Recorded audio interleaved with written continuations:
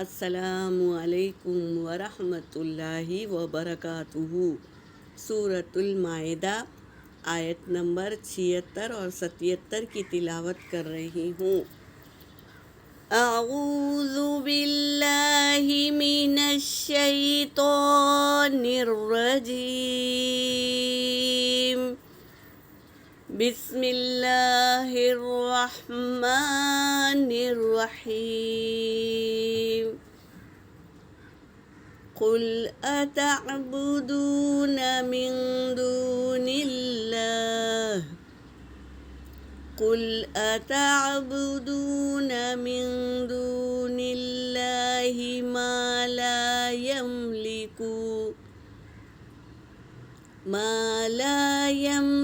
لكم ضرا ولا نفعا۔ ضرا ولا نفعا ایسا نارمل نہیں پڑھیں گے، ادغام کریں گے، مدغم کریں گے۔ لَكُمْ ضَرًّا وَلَا نَفْعًا، اس طرح۔ وَاللَّهُ هُوَ السَّمِيعُ الْعَلِيمُ۔ قُلْ يَا أَهْلَ الْكِتَابِ لَا تَغْلُوا فِي دِينِكُمْ قل يا أهل الكتاب لا تغلوا في دينكم غير الحق ولا تتبعوا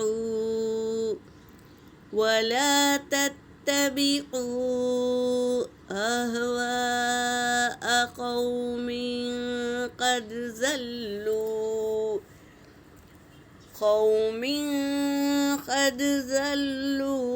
من قبل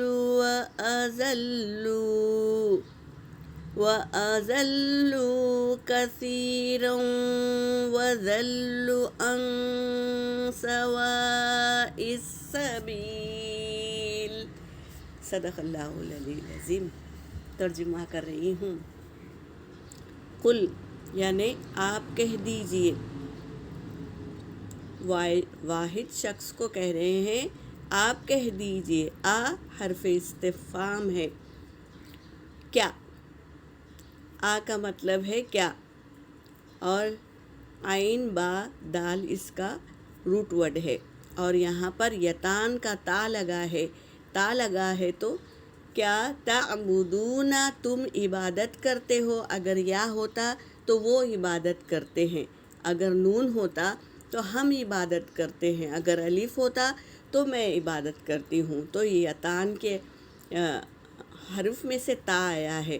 کیا تم عبادت کرتے ہو من دون اللہ اللہ کے سوائے،